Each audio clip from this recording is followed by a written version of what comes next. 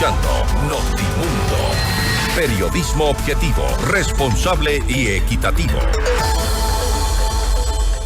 El gobierno solicita a la ciudadanía arrimar el hombro para sostener el conflicto armado interno y mantener la dolarización. Esto en el marco de la propuesta de incrementar el IVA del 12 al 15%. Esta es la entrevista de Fausto Yepes. Hoy con... A esta hora nos contactamos con el economista Jaime Carrera, director del Observatorio de la Política Fiscal, para hablar sobre las propuestas del gobierno. La principal y la que ha generado el debate durante estos últimos días, el incremento del IVA del 12 al 15%. ¿Es la solución? Le consultamos. Economista Carrera, gracias por estar con nosotros.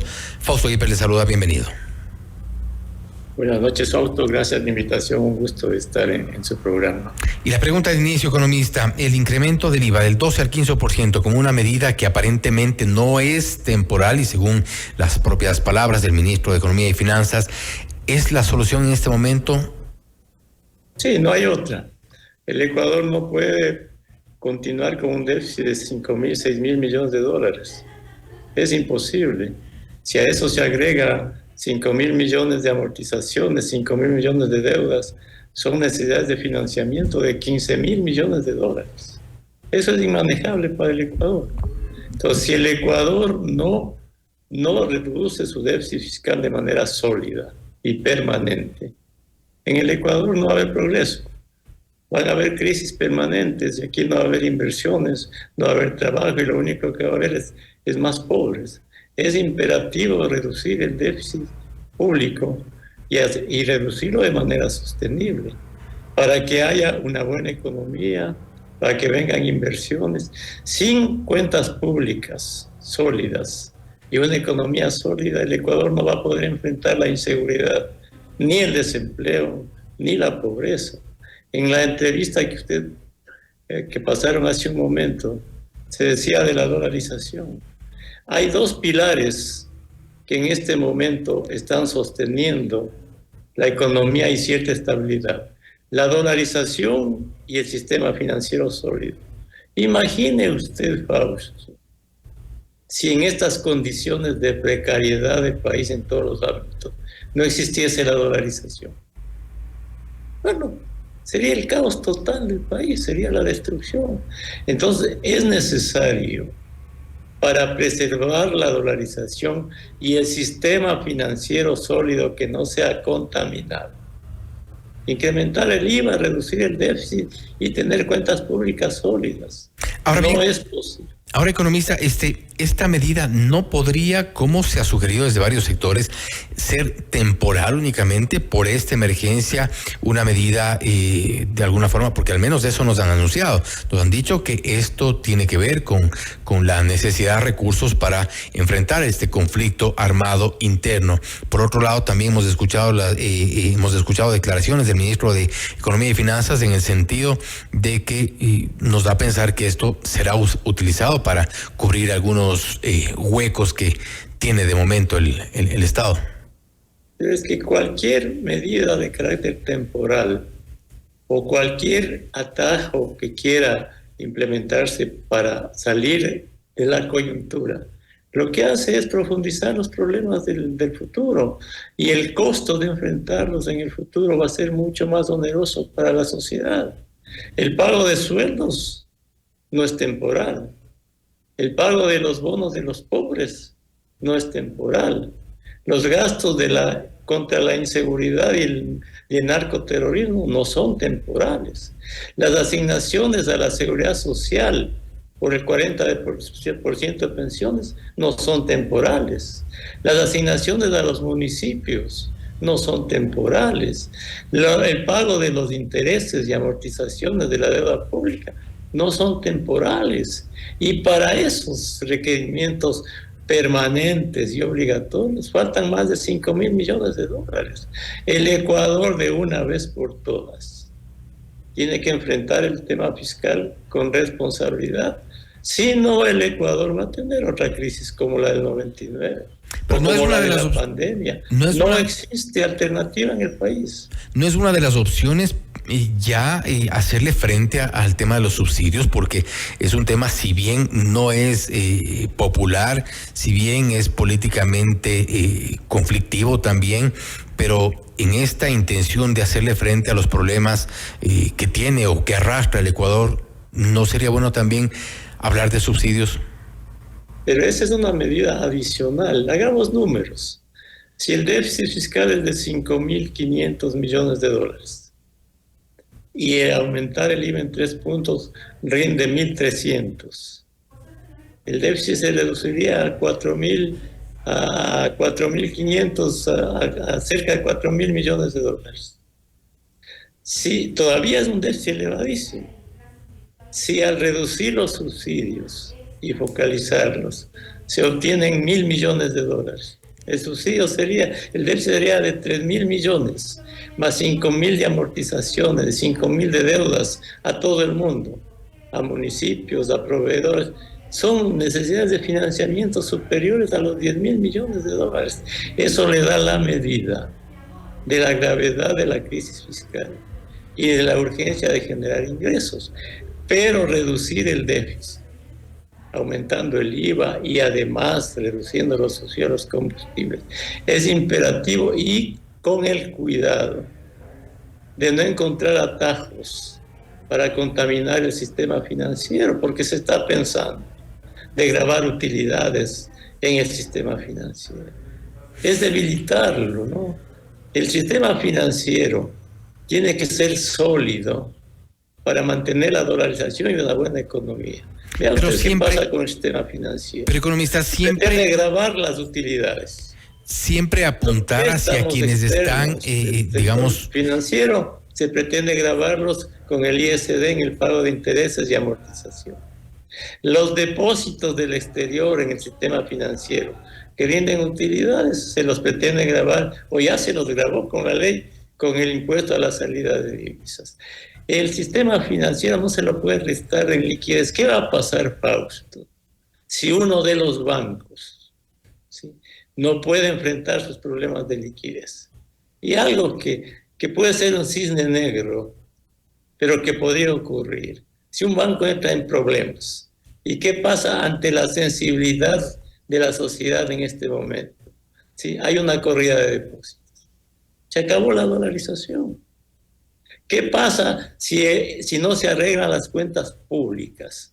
Y en el futuro se tiene que hacer mucho más de lo que se hizo hace 2 meses para pagar sueldos de noviembre y diciembre. Echar mano de todo, pero ya no hay de dónde. Pero la preocupación se centra en que se está echando gastos y se pretenda acudir más al sistema financiero y se pretenda una moneda economista para cubrir los gastos. Se acaba la dolarización. No sé si me escucha, economista, ahí. ¿Me escucha? Sí, le escucho. Perfecto. Sí, la preocupación se centra un poco en el sentido de que siempre se echa mano y termina la clase media pagando este tipo de falta de recursos por parte del Estado. Y en este caso, el incremento del IVA del 12 al 15%, quien va a pagar son necesariamente los consumidores. La clase media es a la que se le va a cargar nuevamente este peso. Bueno, ¿quién tiene que pagar el costo? Todos. Los 5 millones de pobres, no. Las empresas de este rato, el adelanto del impuesto a la renta les significa ingentes cantidades de dinero a la banca, a todos. Es un aporte al Estado. La banca ya está comprando bonos. Las empresas ya van a aportar en este año con adelanto de los impuestos, que significa menos liquidez para las empresas. Ya se gravó en su momento el impuesto al patrimonio. Entonces, ¿quién tiene que aportar más para enfrentar esta crisis severa? Y en el caso del IVA, no es cierto que es tan regresivo el IVA. El IVA no se grava a la educación, a la alimentación, a la salud, al transporte. Y hagamos números. Si una persona X compra algo en $200, grabado con el IVA, actualmente paga con el 12% $224. Si se sube el IVA al 15%, pagaría por ese bien $230. Es decir, $6 más. $6 dividido para 224 que pagaba antes. es el 2%, el 2,5%. Eso para las personas que pueden comprar o van a gastar en ese tipo de bienes. Entonces, hay que ver las cosas con absoluta objetividad. Pero no, Fausto, no hay alternativa.